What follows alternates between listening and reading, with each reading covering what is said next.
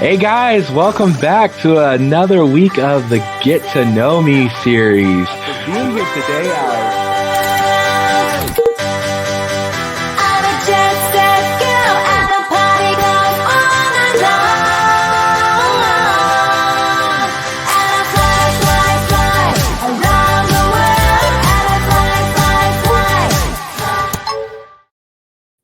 That's right. It's the Get to Know Me series here from the Salvation Army, and I am your host, Captain Mike. Thanks for joining us this week. And what a show do we have this week? We have a great guest that I have personally been following for many years now. Our family has spent many late nights watching this man do his thing online in the card collecting world. Today we have Director of Marketing for Sports and Entertainment of GTS Distribution, Mr. Rob Bertrand. And we're going to check out Rob in action right now. Our category manager, Jim Lynch, of supplies, recently got me on the samples list for Ultra Pro, who's always been kind to this program. But what that means is now we get to show off some products before they ever actually hit the store shelves. There's just a small quantity of this stuff in-house right now, or in the country right now, rather. So, but all of these products will be debuting this year. Well, these might be out. I don't know. But first things first. For those of you who like black border one touches. That's right. It is Rob Bertrand, the man with the inside track, gets it before anyone else in the entire country. He's got the setups, he knows the connections, and we get to benefit each week. Rob, thanks for joining us on Get to Know Me. Oh, it's absolutely my pleasure. Thanks for having me, Mike. The one thing that I noticed on that sizzle reel, it's really good that I don't have ugly hands. Well, you manicure a couple times. You got a post-retirement career in a couple magazines. That's all you need. So, that's right. Well, Rob, again, it's so good to have you here. And Rob has a very interesting job and jobs. He's got his fingers in so many different things, and mainly in the hobby and collecting world. And as I said, he is the Director of Marketing for Sports and Entertainment for Go GTS Distribution. Now, Rob, we have a lot of kids watching this and some adults that may have no idea what those words mean. So could you maybe give us a little insight onto what the day in the life of Rob Bertrand looks like? Sure. For starters, GTS Distribution is the world's largest distributor of sports trading cards, entertainment trading cards, collectible card games, board games, supplies. And I work in the sports and entertainment division, as you mentioned. As the Director of Marketing, it's my job to help educate our customers, which are your typical hobby shops and stores, on new products, players, industry news.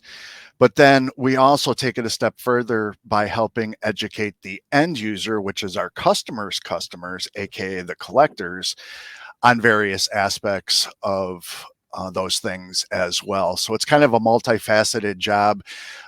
It's unique in the sense that typically in a marketing career, you might be marketing on a B2B, business to business, or B2C, business to consumer. But because of the unique situation that I'm in with GTS Distribution, we have to communicate to both audiences. So it provides a tremendous opportunity to be able to practice some diverse things when it comes to marketing, including Go GTS Live, as you mentioned, which has been airing, I don't know, I think we're in our 7th year now, Thursday nights at 9 p.m. Eastern time on Twitch and YouTube. And so it's been quite a journey getting here, and it's something that I still enjoy. You know, they say, if you love what you do, you never work a day in your life. And it's really, really true. Now, are some days you know, more difficult than others? Or do you come out of some meetings and emails wanting to pull your hair out? Yeah, but at the end of the day, I get to talk about trading cards. I mean, Right. come on. Right. How awesome is that? Yeah, it's insane. And so in kind of hearing back, and there's a lot of big words in there that, we may, the layperson may not know or the kids may not know. But the way I hear it is kind of, if you were the person in charge of the product, your job is to talk to Walmart and to talk to the customer that walks in the door. And you're to make both aware of those products so that they can be sold for the companies that you serve. And in your case, that's Topps, Panini, Cryptozoic, on and on and on. Am I getting that about correct? Yeah, on a macro level, absolutely. The one thing that I would correct is that there's a whole nother side of the equation that deals with distribution of those products to big box retailers. We specialize in Right. the smaller mom and pop shop, Right. your local card shop down the street, your local gaming store. So those specialty retailers, and being able to assist them by providing information, marketing materials, and whatnot to help them be the best that they can be. In fact, our company motto is partners in success. Right. And really, when we can help make when our customers are successful, we're successful, and vice versa. And so with that in mind, that has an overarching kind of philosophy on everything that we do. Right. And that makes it so much for me hearing that, like, you almost get double the enjoyment because you get to have your hobby stores enjoy receiving great deals and product, but then you get to see the online results, especially nowadays with breakers and with people posting on Twitter and Instagram and Facebook when they And actually open the TikTok. product. And TikTok, yes, I don't have it. I'll I don't probably be have it forced either, to. but I know the young kids love it. Yes. So, but you see, Drake pulling on TikTok and trying to go after the logo, man. But you get to see the store owner, and you get to see the actual kid or parents or whatever opening and pulling their favorite player, their favorite actor, all this other stuff. So you almost get double reward for your job. No doubt, absolutely. It's extremely rewarding to see, the life cycle of what I do starts months ahead of when a product is actually released. So to see, the various stages of, product awareness come into play and fruition with people actually opening, enjoying, and interacting with the product. Yeah, it's extremely rewarding. Oh, that's so great. And so I want to set a little stage for you, Rob. It's about, I want to say now, 5 years, 6 years, and I'm at home in Athol, Massachusetts at the time, and I'm on the Twitter machine, and I'm scrolling through, and all of a sudden I see a card that I wanted, and I've been a card collector since about 91 when I walked down to my corner gas station, spent 75 cents to get Ken Griffey Jr., my favorite player at the time, and Bo Jackson, trying to get his football card and trying to get Griffey's baseball. And so I'm scrolling through and I see this card and then I see that it's connected to a Go GTS Live, and I click on Periscope at the time and I start watching it, and then I learn that card I actually can win. And I retweet and I do this thing and fast forward, and my wife and I are faithful viewers, and we watched and we have won quite a few cards that are just amazing to us and in our collection, and our kids watch it when we let them stay up late enough, and or they'll watch the replay, and they've come to recognize you and your co-host Ivan, and so can you just kind of tell us about this amazing really kind of groundbreaking show that you guys put on that is now commonplace, but like you said, 7 years ago wasn't, this online hobby web series? Could you tell us about Go GTS Live? Yeah, I think in order to do Go GTS Live justice, I'm going to have to rewind a little bit farther into how I actually got into the collectibles business. Yep. Um, I was married in 2000, And in 2001, a friend had said to me, "Hey, when was the last time you were in a card shop?" And I was at his house, and he said, "Check this out." And he was showing me autograph cards. He was showing me cards with game used bat embedded in them. He was showing me jersey cards, with pieces of jersey swatch and patches on them. And I was blown away. I'm like, that's really cool. And it kind of, went in the mental bank, didn't think much of it at the time. In 2002, my wife and I came to a crisis point in our marriage, and it was a result of a lifelong, up until that point, chronic marijuana addiction. And one day I walked into my house in a small intervention with our pastor there, and I realized that, it was time to put childish things away and that regard and focus on things that are eternal. And one of those things, at least here on earth, is my marriage. And so one of the things that was initially a struggle was, man, what do I do with all this time that I previously devoted to my addiction? And it was like, I remembered that conversation with a friend of mine about the trading cards. And I'm like, well, I was always a collector as a kid. I remember how cool they were. And so I went to a shop and just, bought a few packs and kind of got hooked. And at that point, it was a little bit of the Wild West. It's not like it is now, where there was a handful of manufacturers, each producing a specific trading card for each sport. Right. You had several different manufacturers producing trading cards for every sport. So it was like, well, what are good brands? What do I buy? What do I spend my money on? And I found a website called cardcornerclub.net. And I had started, the reason that I was drawn to that site versus something like Beckett at the time is I kind of just felt that they were hyping the things that their advertisers wanted to push. This was a little bit more independent, and I was really attracted to it.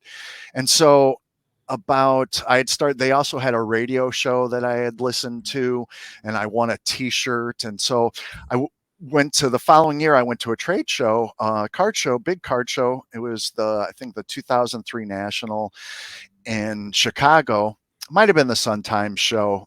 Don't remember the exact name of the show. And I was wearing my shirt, and all of a sudden I hear someone yell. I mean, and when you yell in an environment like a trade show floor, it's kind of jarring. Right. And this person yells, "Nice shirt."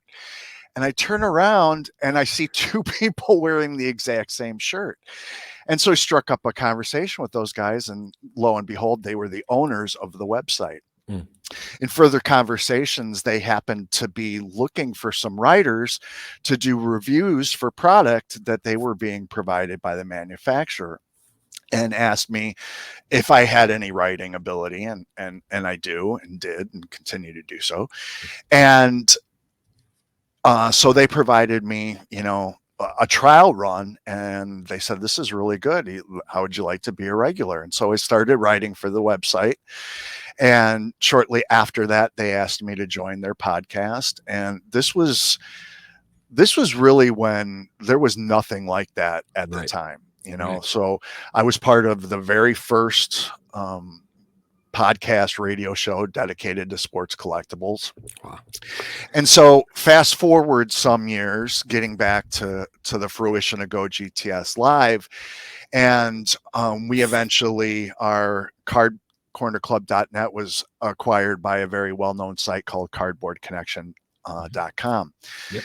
And so as a labor of love, I was still involved in these things, writing for the website and whatnot, and on a freelance basis or contract basis for Cardboard Connection. And my background and education in marketing led me into a sales career. I mean, and I've sold everything from oh, you name it, from fire safety services to insurance to That was I you that worked, knocked on my door. That's what yeah, it was. Yeah.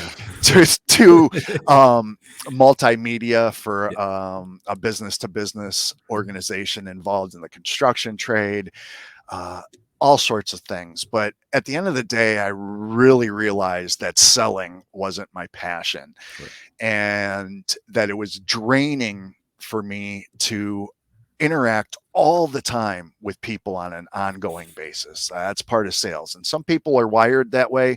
And I realized that I wasn't. I was good at selling, but at the end of the day, it was just draining. And so that labor of love continued, writing for the collectibles business. And so I went through a layoff.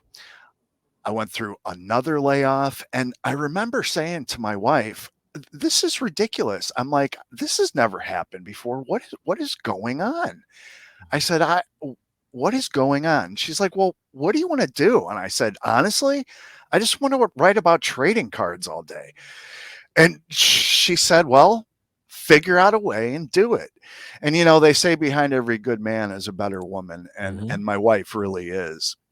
And so what that led to was me reaching out to various entities and doing freelance basis for multiple companies so that I could make an income. And it was shortly after that I was approached by my partner at cardcornerclub.net and then Cardboard Connection, which became Cardboard Connection Radio. And he said, hey, I got a call from someone at GTS Distribution looking for a full-time freelance position as a marketing specialist. He's like, I'm just not at that point right now, but I recommended you. And so I had a conversation. And so for a year, I started working for GTS Distribution on a contract basis. So that was 2013. And it was that year that, you know, started to become the realization for the need to turn what was an audio only format, Right. talking about something so visual as Right. trading cards and collectibles, and creating a video show for it. So in 2013 there was plans to create that, and we were at the time looking at selling the show to GTS Distribution and working for them in that capacity as well. Well, I had a falling out with my business partner, and those things happen. Right. Um, but he allowed me to retain the rights to the radio show, the YouTube channel, the social media following. And 2014, I was hired full time by GTS Distribution, and that's when Go GTS Live was born. So we've been broadcasting, like I said, and we're in our seventh year now. Yeah. Math is not my strong We've suit. been in that time vortex for the last 3 years I too. know, So, right? yeah, yeah, It's bizarre. yeah. So that they immediately saw the benefit and the insight, they being GTS Distribution, and so that was part of my job as marketing specialist. I also hosted and produced the Go GTS live show.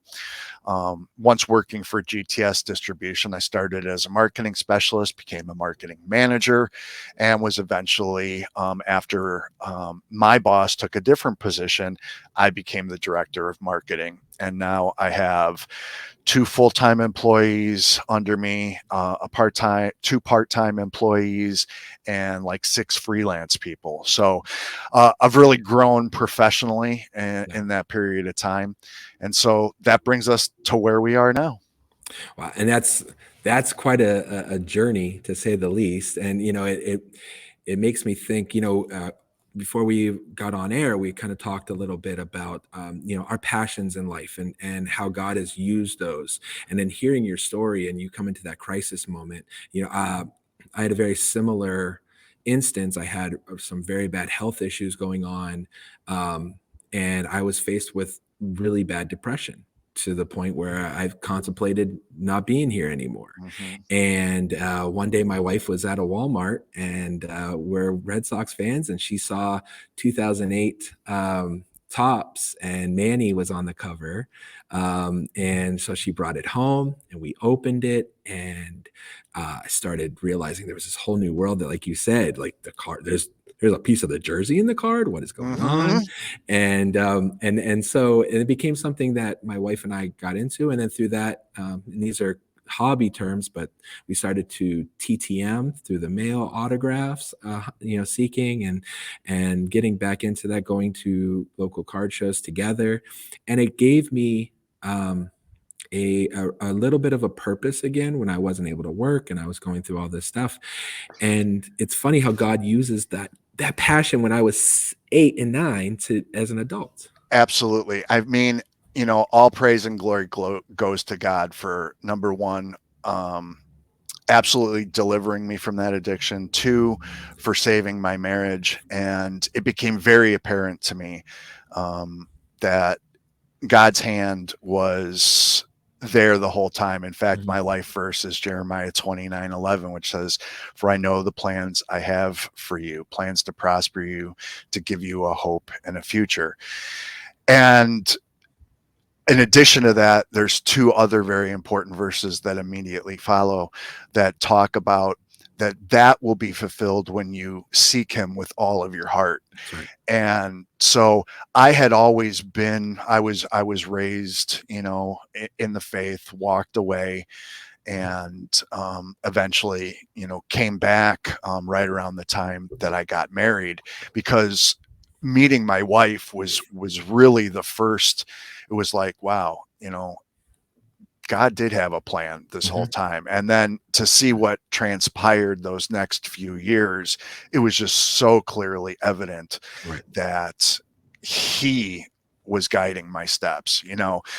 Um, they say humans make plans, but um, God is the one that lays out the plan that you're supposed to follow. Yeah, And when we submit to his will, it's amazing what we can accomplish in his name and for our families. And that's absolutely. kind of really where I feel like I'm at today. Yeah, I just heard an interview. I know you're also a big wrestling fan, and I just heard an interview from Cody Rhodes, and he was talking about his return. And he's not quite a believer, but he said, "Man, seeing how the pieces have been moved into place, somebody's got to be directing the ship." That's And right. the beauty is that we get to know who is. And so with that all being said, and you kind of gave us insight into how your journey in collecting happened and how that trickled into being a passion and really an unbeknownst career. You said you had a degree in marketing before this. Seeing those puzzle pieces put into place, how big of a factor was your education into what you're doing now, even unbeknownst to what you thought you'd be doing?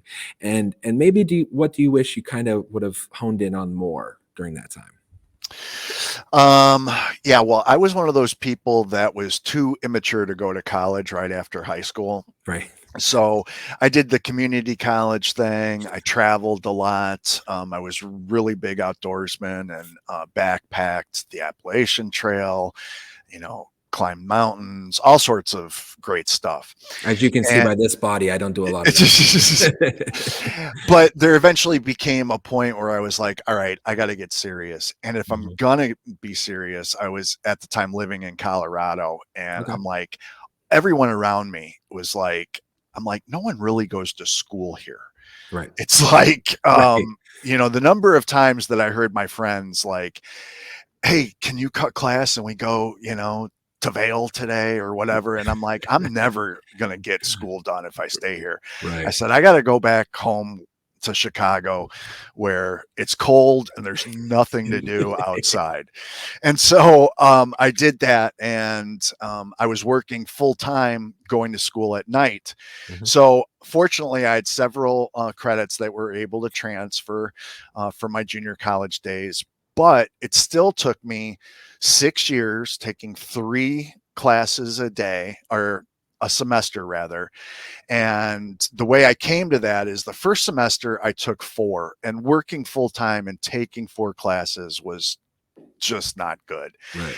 And so the formula I put together was, all right, I can graduate with a B average if I take 3 classes that one I know I can get an A in. One I know that if I even show up and do the work, I'll get a B in. And worst case scenario, if I take a class that isn't my strong suit and end up with a C, at the end of the day, that's still a 3.0 grade point average. Now, I graduated with an average higher than that because I think I maybe got 1 or 2 C's during that period of time. But I'll tell you, discipline is something that was instilled in me in that span, because working full time and going to school is a drain. It's tiring. I wouldn't necessarily recommend it, but it can be done. So if you find yourself kind of after the fact, like I did, going, what do I do? Don't give up on education. It's always something that's there for you. And so initially what I wanted to do with my marketing degree is I wanted to go into casino marketing. Oh. Well, God had other plans. He said, that may not be the best idea. You gamble every time you buy a box of cards. That's you right. you do. So maybe it was maybe it was more applicable than I thought. And these days a whole lot more than before. Yeah. So, my education taught me things about analyzing markets, economics, advertising, all sorts of things that play into what I do today, and had learned from all those years ago. But it can also be said that while education is extremely important, there's something to be said about the trades in our country. We have a lot of people that are getting ready to retire in this country that have been tradesmen all their life. I don't know about you, but anytime I call, someone to look at my air conditioning, my plumbing, my electricity, etc., they're all like in their 50s. Yeah. And it makes you wonder, who's going to fix all this stuff when they retire? And so, college isn't for everybody. And so as long as you're committed to learning a trade, that is education as well. 1000%. So don't let anybody push you per se in, you have to go to college. College is definitely not right for everybody. It was right for me, but it's not to say that I wouldn't have benefited from doing something else. But knowing the plans God had for me, I see that all the pieces were put into place. And so, like I said, when we acknowledge his presence and his will in our lives and allow him to be part of that, he'll make our steps more clear. And so, while I couldn't necessarily see some of those things at the time, as you mentioned, when the puzzle all came into place, I was like, wow. Wow. It's pretty hindsight's 2020 for a reason.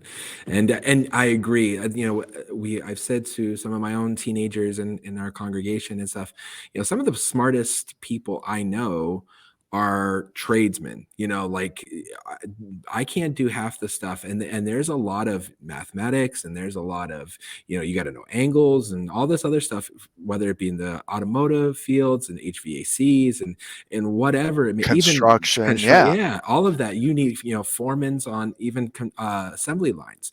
And so I wholeheartedly agree that there's a place for everybody, and you can be used in every place you are. Every place you are, you can be used. Well, Rob, I want to be conscious of your time, so I want to get you out of here with 2 more questions. Okay, these are kind of fun questions. All right. One is, we see the boom in sports collecting, and we see the boom.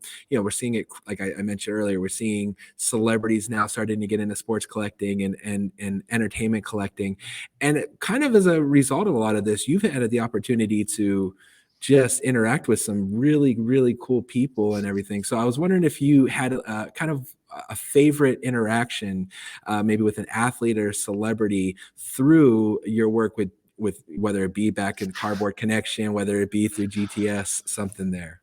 Yeah, absolutely. The sister site to cardcornerclub.net is a site that still exists today, sportsology.net, that Mhm. provided more mainstream sports coverage. And I would periodically cover various games and outlets and things of that nature from a sports perspective. One of the greatest thrills of my lifetime as a lifelong Blackhawks fan was when the Hawks made it to the Stanley Cup final in 2010 for the first time since not the final, but it was the year they won, and that was the first year since 1961. Right. And so they hadn't won in my lifetime up until that point. And one of my business partners asked me if I wanted to cover the games. And Let me guess. yeah, Yeah. and so what that means is, full media credentials. Wow. And so I find myself in the post game locker room, and I'm standing right in front of the captain, Jonathan Taves, and I'm Wow. listening to the reporters from ABC, NBC, ESPN, this, that, asking questions. And there was a pregnant pause, and I'm like, well, I'm here to do a job. My mind's racing. I'm like, I got to do something. And so trying to make my voice not squeak and look like a starstruck idiot, I found myself, and I don't remember what the question was, but I do remember, asking Jonathan Taves a question, him looking right at me and giving me an answer. And I'm, Wow. got my voice recorder there.